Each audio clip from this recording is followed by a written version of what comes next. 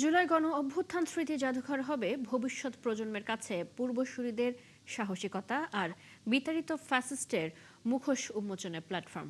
সকালে এই জাদুঘরের উদ্বোধন করে একথা বলেন প্রধানমন্ত্রী তারেক রহমান। আজকের দিনটি দেশের গণতন্ত্রের ইতিহাসে যুগান্তকারী মাইলফলক আখ্যা দিয়ে তিনি জানান, জুলাই জাতীয় সনদের বাস্তবায়ন প্রক্রিয়া শুরু করেছে তার সরকার। অহেতুক ইস্যুতে দেশ অস্থিতিশীল করে স্বৈরাচার ফেরার সুযোগ না দেবার আহ্বান জানান প্রধানমন্ত্রী। সানজিল অন্তরকে সাথে নিয়ে আরো জানাচ্ছেন মোহাম্মদ হোসাইন।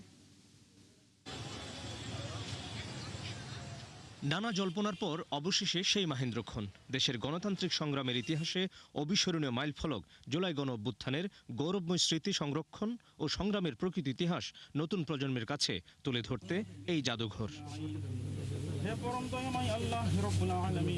দীর্ঘ ১.৫ দশকের বেশি সময় ধরে চেপে বসা স্বৈরাচার বিতাড়িত প্রধানমন্ত্রী শেখ হাসিনার শেরেবাংলা নগরের এই বাসভবন প্রাঙ্গণে বুধবার সকালে আসেন প্রধানমন্ত্রী তারেক রহমান। উদ্বোধন করেন ২৪ গণ আন্দোলনের ঐতিহাসিক স্মৃতিচিহ্ন জুলাই গণ অভ্যুত্থান স্মৃতি জাদুঘর। বিগত অন্তর্বর্তী সরকারের প্রধান উপদেষ্টা, বর্তমান সরকারের মন্ত্রিসভার সদস্য, বিদেশি কূটনীতিক, জুলাই যোদ্ধা ও নিহত পরিবারের সদস্যদের সাথে নিয়ে ঘুরে দেখেন গণ অভ্যুত্থানের বীরত্ব গাথা ও আত্মত্যাগের নানা স্মৃতিচিহ্ন। নিজ বক্তব্যে প্রধানমন্ত্রী বললেন, এই জাদুঘর হবে ভবিষ্যৎ প্রজন্মের সামনে পূর্বসূরিদের সাহসী ইতিহাস, ফ্যাসিবাদের মুখোশ উন্মোচনের জাতীয় প্ল্যাটফর্ম। এই দিনটি বাংলাদেশের গণতন্ত্রের ইতিহাসে অবশ্যই আরেকটি যুগান্তকারী মাইলফলক। আজকের ঐতিহাসিক জুলাই গণ অভ্যুত্থান স্মৃতি জাদুঘর ভবিষ্যতের প্রজন্মের সামনে তাদের পূর্বসূরিদের সাহসী ইতিহাস যেমন তুলে ধরবে, অপরদিকে তাদের সামনে উন্মোচিত হবে বিতাড়িত ফ্যাসিস্টদের মুখোশ। গভীর শ্রদ্ধায় স্মরণ করেন জুলাই সহ দীর্ঘ ফ্যাসিবাদ বিরোধী আন্দোলনে আত্মদানকারী সাহসী বীর সন্তানদের। আশ্বাস দিলেন ন্যায় বিচার ও পুনর্বাসনের। বিগত ১৭ বছর এবং জুলাই আন্দোলনে যে মানুষগুলো শহীদ হয়েছেন, গুম খুনের শিকার হয়েছেন, সরকার সিদ্ধান্ত গ্রহণ করেছে তাদের নামে তাদের এলাকায় যে কোনো একটি প্রতিষ্ঠানের নামকরণ করা হবে ইনশাআল্লাহ। আহত জুলাই যোদ্ধাদেরকে সরকারি হাসপাতালে বিনামূল্যে চিকিৎসা সেবা প্রদান করা হচ্ছে। পাশাপাশি গুরুতর আহত জুলাই যোদ্ধাদেরকে যথা নিয়মে উন্নত চিকিৎসার জন্য থাইল্যান্ড, সিঙ্গাপুর, তুরস্ক, রাশিয়া সহ বিভিন্ন দেশে চিকিৎসা করানো হচ্ছে। কেউ কেউ অহেতুক ইস্যু তৈরি করে দেশকে অস্থিতিশীল করার মধ্য দিয়ে স্বৈরাচারকে ফেরার সুযোগ করে দিচ্ছে কিনা এমন প্রশ্ন রেখে তারেক রহমান জানান, স্বাক্ষরিত জুলাই জাতীয় সনদের বাস্তবায়ন প্রক্রিয়া শুরু করেছে সরকার। দেশ পুনর্গঠনের লক্ষ্যে ৩১ দফা নির্বাচনী ইশতেহারের পাশাপাশি জাতীয় সংসদের সাউথ প্লাজায় স্বাক্ষরিত জুলাই সনদ পর্যায়ক্রমে বাস্তবায়ন কার্যক্রম শুরু হয়েছে। ফ্যাসিবাদ মুক্ত বাংলাদেশে কেউ কেউ অহেতুক ইস্যু তৈরি করে দেশে অস্থিরতা সৃষ্টির অপচেষ্টা শুরু করেছে। এসব পরিস্থিতি তৈরি করে তারা নিজেদের অজান্তেই পতিত পরাজিত পলাতক স্বৈরাচারের পুনরুত্থানের পথ সুগম করছে কিনা সেটি মনে হয় ভেবে দেখা প্রয়োজন আমাদের। বাংলাদেশ কখনো তাবেদারি রাষ্ট্রে পরিণত হবে না এমন অঙ্গীকারও করেন প্রধানমন্ত্রী তারেক রহমান। এই বাংলাদেশ আর কখনোই তাবেদারি রাষ্ট্রে পরিণত হবে না ইনশাআল্লাহ। ফ্যাসিবাদী শাসনের অবসান এবং একটি নতুন বাংলাদেশের প্রত্যাশায় ২০২৪ গণ অভ্যুত্থানে শাসকের বুলেটের সামনে বুক পেতে দিয়েছিল এদেশের ছাত্র জনতা। প্রাণ দিয়েছিল প্রায় ১৪০০ মানুষ। জুলাইয়ের সেই দগদগে ক্ষত আর রক্তাক্ত স্মৃতি বুকে নিয়ে আজ আনুষ্ঠানিক যাত্রা শুরু হলো জুলাই গণ অভ্যুত্থান স্মৃতি জাদুঘরের। কিন্তু যে স্বপ্নের জন্য এত প্রাণের বিসর্জন, সেই স্বপ্নের বাংলাদেশ কতটা গড়ে উঠেছে তার উত্তর দেবে সময়। তবে এই জাদুঘর বারবার মনে করিয়ে দেবে এই পরিবর্তনের পেছনে আছে রক্ত, অশ্রু আর অগণিত মানুষের আত্মত্যাগ।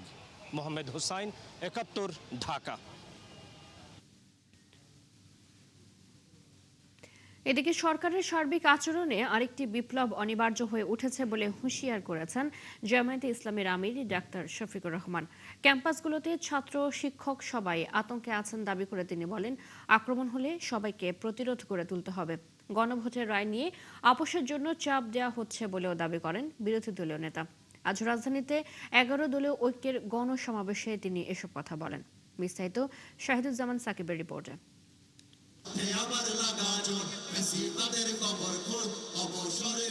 জুলাই গণঅভ্যুত্থানের দ্বিতীয় বার্ষিকীতে রাজধানীর বাইতুল মোকাররমের দক্ষিণ গেইটে এই গণসমাবেশ করে ১১ দলীয় ঐক্য। সকাল থেকেই ছোট ছোট মিছিল ও বিভিন্ন দাবি সংবলিত ব্যানার ফেস্টুন নিয়ে সমাবেশস্থলে আসতে থাকেন জামায়াত, এনসিপি সহ জোটের নেতাকর্মীরা। বেলা বাড়ার সাথে সাথে ভরে যায় আশেপাশের এলাকা। সমাবেশে 11 দলীয় ঐক্যের নেতারা অভিযোগ করেন, অভ্যুত্থানের মাত্র 2 বছরের মাথায় বিভক্তির রাজনীতি শুরু করেছে সরকার। জুলাই সনদ নিয়ে কোনো গড়িমসি সহ্য করা হবে না। বাংলাদেশের মালিকানা তারেক রহমানের নয়, বাংলাদেশের মালিকানা বাংলাদেশের জনগণের। বক্তারা বলেন, জনগণের বিপক্ষে গিয়ে বর্তমান সরকার ক্ষমতায় থাকতে পারবে না। সরকার ক্ষমতা পেয়ে দেউলিয়া হয়ে গেছে বলেও অভিযোগ করেন 11 দলীয় ঐক্যের নেতারা।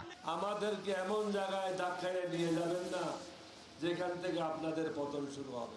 3টা জায়গায় যে হামলা হয়েছে এটাই প্রমাণ করে আপনার দলের লোকেরা আপনাকে প্রধানমন্ত্রী হিসেবে চায় না। যদি জালিমের হাত, জুলুমের হাত গুটিয়ে না নাও, আমরা সব ভেঙে গুড়িয়ে দেব ইনশাআল্লাহ। গণসমাবেশে প্রধান অতিথি হিসেবে যোগ দেন জামায়াতের আমির ও বিরোধী দলীয় নেতা ডাক্তার শফিকুর রহমান।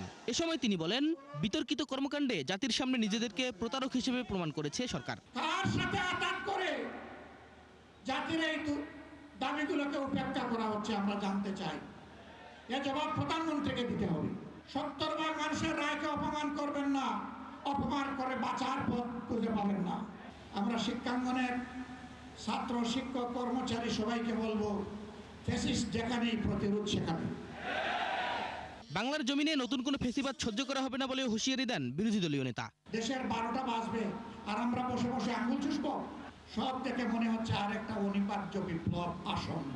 এই বিপ্লবের জন্য আমি আপনাদের সবাইকে প্রস্তুতি নিতে আহ্বান জানাচ্ছি। শাহিদুজ্জামান সাকিব, 71, ঢাকা। জুলাইয়ের মাধ্যমে দীর্ঘ সময়ের ফ্যাসিবাদী শাসন থেকে দেশ মুক্ত হয়েছে এবং গণতন্ত্রের উত্তরণের পথ তৈরি হয়েছে, এমন মন্তব্য করেছেন মুক্তিযুদ্ধ বিষয়ক মন্ত্রী অ্যাডভোকেট আহমেদ আজম খান।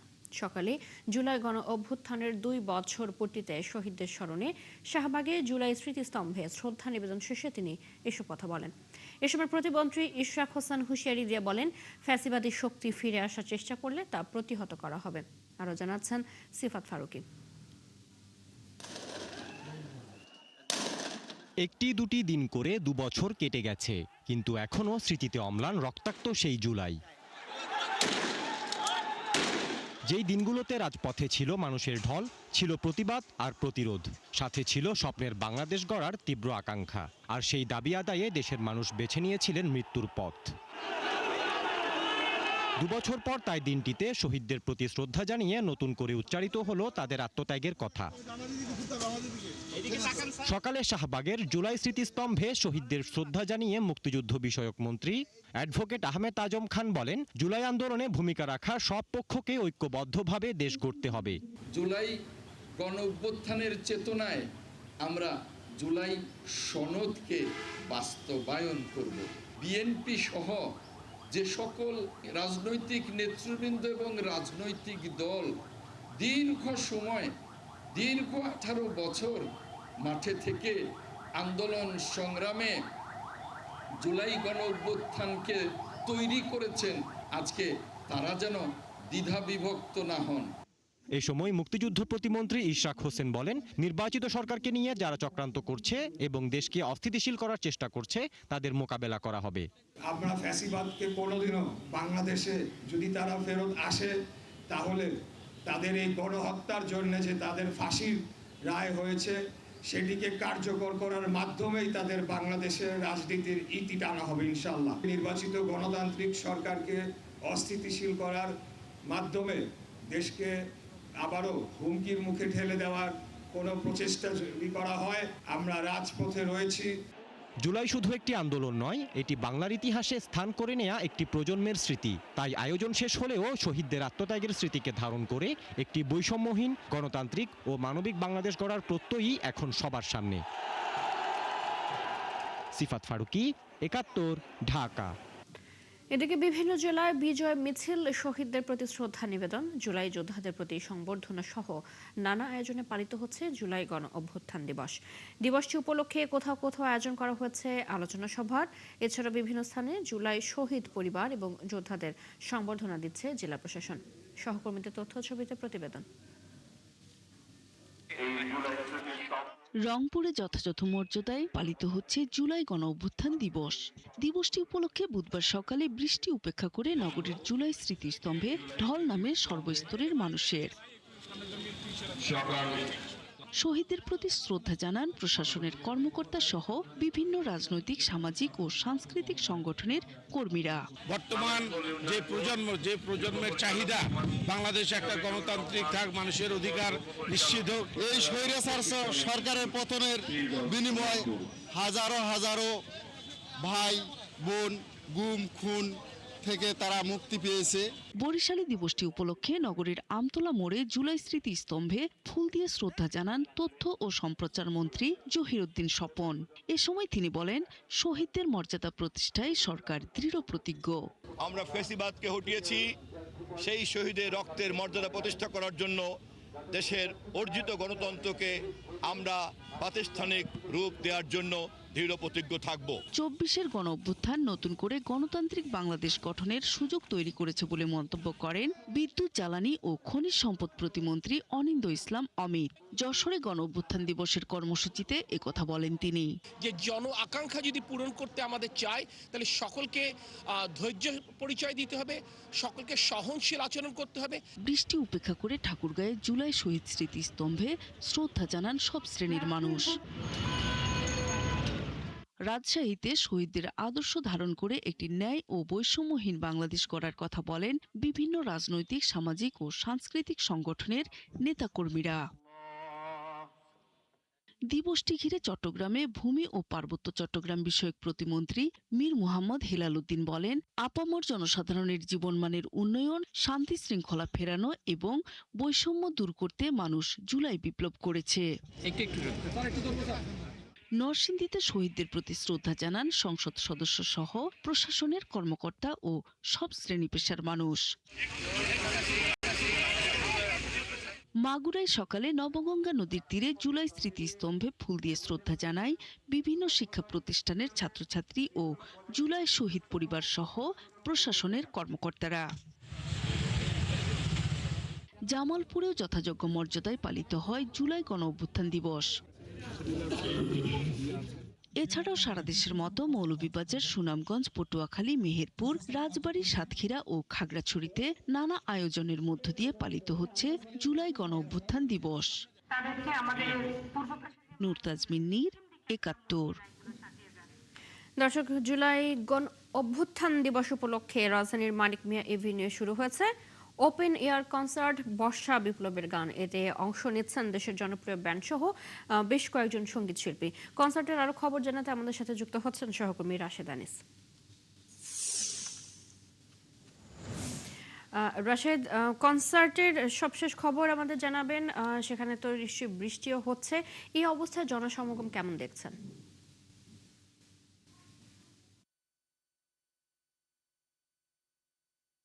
বলতে 3:30টার দিকে কনসার্টটি আসলে উদ্বোধন হওয়ার কথা ছিল। উদ্বোধন অনুষ্ঠানে আসার কথা ছিল বিরোধী দলীয় চিফ হুইপ নাহিদ ইসলাম, সরকার দলীয় চিফ হুইপ এবং যিনি সংসদ স্পিকার রয়েছেন কায়সার কামাল, তিনি কিন্তু আসার কথা ছিল। এবং এখন পরিস্থিতি যেরকম দেখছেন যে মুষলধারে আসলে বৃষ্টি হচ্ছে, অনেককেই আমরা দেখছি যে তারা অধীর আগ্রহে অপেক্ষা করছেন।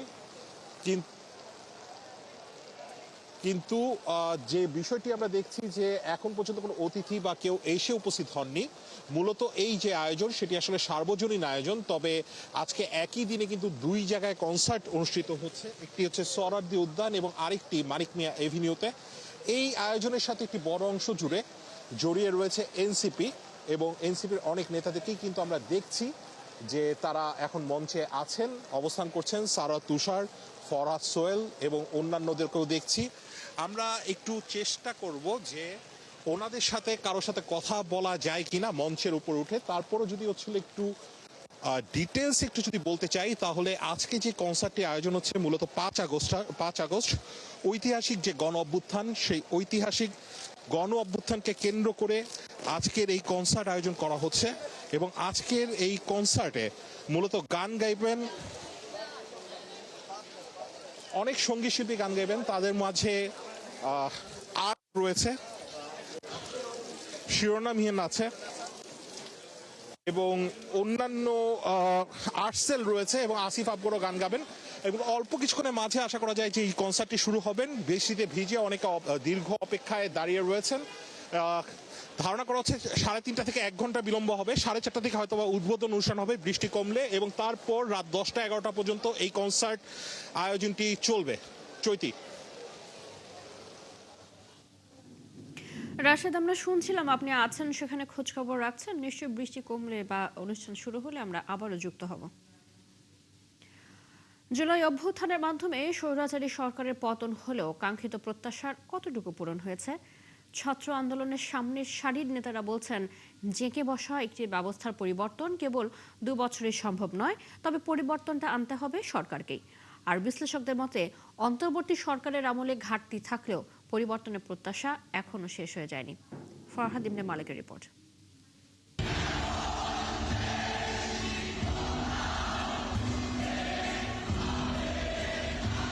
24 মাস আগের বর্ষা বিপ্লব বাঙালির রাজনৈতিক জীবনে যেন এক ফাগুনের গান। রাজপথ ভেসেছে রক্তে, বিনিময়ে আকাশে উঠেছে এক নতুন সূর্য। কিন্তু সে রক্তের ঋণ কতটা শোধ দিল বাংলাদেশ? কতটাই বা আশার সঞ্চার করলো বর্ষার ফাল্গুনী সূর্য? 5 আগস্টে 2 বছর পরে দেখা যাচ্ছে আবার আমরা একদম সম্পূর্ণ আগের যে রাজনীতি ছিল মোটামুটি ওই জায়গাতে আবার ফিরে গেছি। স্থিতিশীল একটা বাংলাদেশ চেয়েছিলাম। আমরা ভেবেছিলাম হয়তো যে বৈষম্যগুলো আগে চলে আসতেছিল সেগুলো শেষ হয়ে যাবে, একদম নতুন একটা বাংলাদেশ আমরা পাবো। কিন্তু তা না হয়ে বাংলাদেশে একই সাথে উগ্র ডানপন্থী রাজনীতির উদ্ভব ঘটেছে। ইতিমধ্যেই একটা সরকার মধ্যবর্তী সময়ে 1.5 বছর ছিল, ওনারা যে কন্ট্রিবিউশনটা রাখার কথা ছিল অনেকটাই হয় নাই আসলে বাস্তবতা যেটা। সংস্কার, বিচার আর গণতন্ত্র, জুলাইয়ের পর এমন গ্রাফিতি দেখা যায় রাজপথের দেয়ালে দেয়ালে। 1 দশকের বেশি সময় পর 2026-এর ফেব্রুয়ারিতে একটি অবাধ ও সুষ্ঠু নির্বাচন হয় বাংলাদেশে। 17 বছর পর ক্ষমতায় আসে বিএনপি। প্রথমবারের মতো বিরোধী দলের আসনে জামায়াত ইসলামী, আর দল গঠন করেই সংসদে তরুণদের দল এনসিপি। প্রাথমিকভাবে এটিকেই আবার গণতন্ত্রের পথে যাত্রা শুরু বলে মনে করছেন জুলাইয়ের ছাত্র নেতারা। বাংলাদেশে 16 বছরের যেই স্বৈরতান্ত্রিক ফ্যাসিবাদী একটা সরকার চেপে বসেছিল, যার বিরুদ্ধে অনেকেই আন্দোলন করতেছিল গত 16 বছর ধরে, রাজনৈতিক সামাজিক, কিন্তু সফল হচ্ছিল না। জুলাই গণ অভ্যুত্থানের মধ্য দিয়ে সেই সরকারকে উৎখাত করতে এদেশের ছাত্র জনতা সক্ষম হয়েছে। এটাই জুলাই গণ অভ্যুত্থানের সবচেয়ে বড় প্রাপ্তি। অন্যদিকে সংস্কার নিয়ে সরকার ও বিরোধী দল এখনও বিপরীত মুখে। যদিও সংবিধান সংশোধন কমিটি গঠন করে এই পথে যাত্রা শুরু করেছে সরকারি দল, আবার বিরোধীরা তা বর্জন করে রাজপথের আন্দোলনে। তবে সংস্কারের পথটি সহজ নয় বলে মনে করছেন জুলাইয়ের ছাত্র নেতারা। একটা পরিবর্তন হবে, হয়তো 2 বছরে হয়নি, 5 বছর লাগবে, 10 বছর লাগবে, ধীরে ধীরে এটা হবে। কিন্তু আমাদের সবাই একসাথে এখানে কাজ করতে হবে। আপনি যদি ন্যায় বিচারটা প্রতিষ্ঠা করতে পারেন, যোগ্য মানুষটাকে যোগ্য জায়গায় বসাতে পারেন, তাহলে বাকি সব সমস্যার অটো সমাধান হয়ে যায়। গণঅভ্যুত্থানের পেরিয়েছে 2 বছর। প্রথমে ডক্টর ইউনূসের অন্তর্বর্তী সরকার, আর এখন তারেক রহমানের নেতৃত্বাধীন নির্বাচিত সরকার। দেশ আসলে কতটা এগুলো? প্রত্যাশা বাড়ছে যে এটা নতুন ধরনের সরকারের সরকার পরিচালনার একটা দৃষ্টান্ত। সাবেক ঐকমত্য কমিশনের এই সদস্য বলছেন, এখনো আশা শেষ হয়নি। যে সম্ভাবনাটা ছিল সেটা সম্পূর্ণ বিনষ্ট হয়েছে সেটা বলবো না, কিন্তু এই সম্ভাবনাটা আরো সুদৃঢ় হতে পারতো। সেখানে অন্তর্বর্তী সরকার একটা ঘাটতি রেখে গেছে, কিন্তু সম্ভাবনাটা আছে। এখন এটাকে এগিয়ে নিয়ে যাওয়ার পথে যে অন্তরায়গুলো সেগুলো নিয়ে দেখতে হবে আর কি।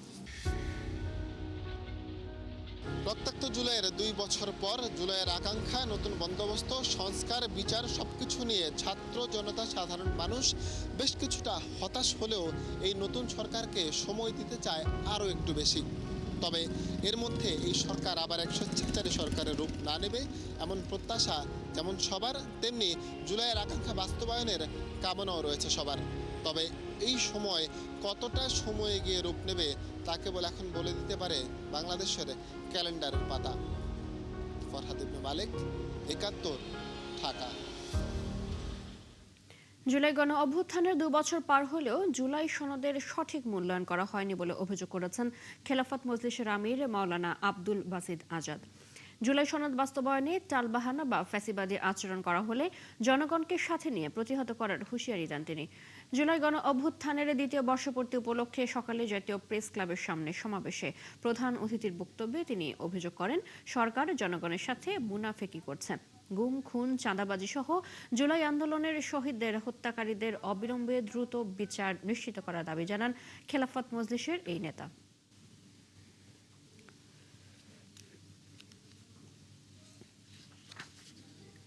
আপনারা যদি গণতন্ত্রের এতই স্লোগান দেন, তাহলে এই জাতি আপনাকে 70% ভোট দিল গণভোটের রায়ে এই দেশের সংস্কারের পক্ষে, তাহলে এইখানে আপনারা কেন টালবাহানা করেন? গুম, খুন, নির্যাতন, চাঁদাবাজি, টেন্ডারবাজি এবং এই জনগণের উপর বিভিন্ন ধরনের স্টিমুলার চালানো হয়েছে। আপনারা অতি সত্বর এগুলো বন্ধ করেন। বিদেশে বিনিয়োগ আরও বেশি পরিমাণে টানতে বাংলাদেশকে ব্যবসার পরিবেশ উন্নত করতে হবে। এজন্য অর্থনৈতিক এবং রাজনৈতিক সংস্কারে মনোযোগ দেওয়ার পরামর্শ দিলেন বাংলাদেশ সহ দক্ষিণ এশিয়ার কয়েকটি দেশের বেলজিয়ামের রাষ্ট্রদূত। বুধবার রাজধানীতে বেলজিয়াম ভিত্তিক প্রতিষ্ঠান ইউক্রেন ওয়ার্ল্ড ওয়াইডের বাংলাদেশ কার্যালয় পরিদর্শনে এসে তিনি এসব কথা বলেন। জাহেদুল ইসলামের রিপোর্ট।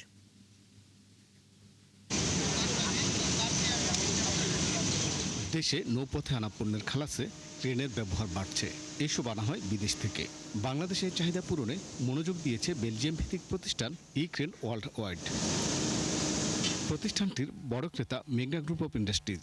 দেশে ৩৫ কোম্পানির কাছে বিক্রি হওয়া ১০০টি ট্রেনের ১৪টি এখন ব্যবহার করছে এমজিআই।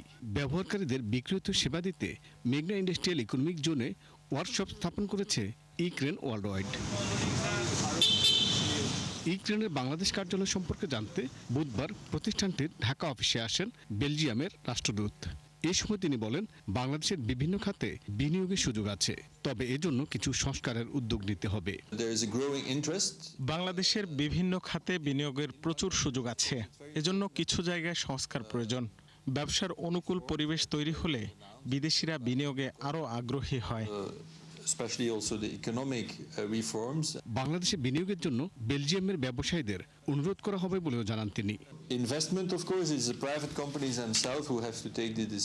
বাংলাদেশের সাথে বেলজিয়ামের বন্ধুত্বপূর্ণ সম্পর্ক চমৎকার। আমি চাইব বেলজিয়ামের ব্যবসায়ীরা বাংলাদেশে আরও বিনিয়োগ করুক, তবে বিষয়টা নির্ভর করছে ব্যবসায়ীদের ইচ্ছের ওপর। প্রায় ২৬ বছর ধরে ইউক্রেন বাংলাদেশে ব্যবসা করছে, তবে ব্যবহারকারীদের জরুরি সহায়তা দিতে ২০২৪ সালে স্থানীয় কার্যালয় এবং ওয়ার্কশপ স্থাপন করে বেলজিয়াম ভিত্তিক এই গ্লোবাল প্রতিষ্ঠান। জাহিদুল ইসলাম, ৭১, ঢাকা। আশুলিয়ায় ব্রিটিশ আমেরিকান টোব্যাকোর তামাকের গুদামে ৮ ঘন্টা ধরে আগুন জ্বলছে। ফায়ার সার্ভিস জানায়, সকাল ৮টার দিকে নলাম এলাকার ওই গোডাউনে আগুন ধরে যায়। পরে জিরাবো ফায়ার সার্ভিসের ৩টি ইউনিট আগুন নিয়ন্ত্রণে শুরু করে। এক পর্যায়ে ডিপিজেড ফায়ার সার্ভিস এবং ধামরাই ফায়ার সার্ভিসের ২টি সহ মোট ৭টি ইউনিট আগুন নিয়ন্ত্রণে যোগ দেয়। বেলা ১২টার দিকে আগুন কিছুটা নিয়ন্ত্রণ হলেও এখনও পুরোপুরি নিয়ন্ত্রণে আসেনি। ফায়ার সার্ভিসের কর্মকর্তারা আরও জানান, গুদামে বহু তামাক এবং কেমিক্যাল জাতীয় পদার্থ থাকার কারণে আগুন পুরোপুরি নিয়ন্ত্রণে আসতে দেরি হবে। তবে এ ঘটনায় এখনও কোনো হতাহতের তথ্য পাওয়া যায়নি। আজকে বন্ধের দিন ছিল, এই জন্য সবাই ঝাঁপাইয়া পড়ছে। মানে ওই পাশটা নিয়ন্ত্রণ আছে, কিন্তু পিছন সাইডটা এখনো আগুন আছে। ম্যাটেরিয়াল তো পুরোটাই ভর্তি ছিল। এটা ব্রিটিশ আমেরিকান টোব্যাকো বলতে পারবে, কারণ ওরা তো আমাদের কাছে ভাড়া নেয়। ২০০৪ সাল থেকে তাদের সাথে আমার এ পর্যন্ত আমরা প্রায় কয়েক ঘন্টা চেষ্টা করে ১৫-১২টার দিকে আমরা আগুন নিয়ন্ত্রণ দিতে সক্ষম হই। এখন বর্তমানে ভিতরে আগুন আছে, তবে আগুন আর বাহিরে ছড়ার সম্ভাবনা নেই। ভিতরে পর্যাপ্ত দাহ্যবস্তু আছে, আগুন নির্বাপন দিতে অনেক সময় লাগে। এই মুহূর্তে সেখানে আছেন আমাদের সহকর্মী জাহিদুল ইসলাম অনিক, কথা বলবো তার সাথে। অনেক আগুনের পরিস্থিতি এখন কি এবং কতটি ইউনিট এই মুহূর্তে কাজ করছে জানাবেন।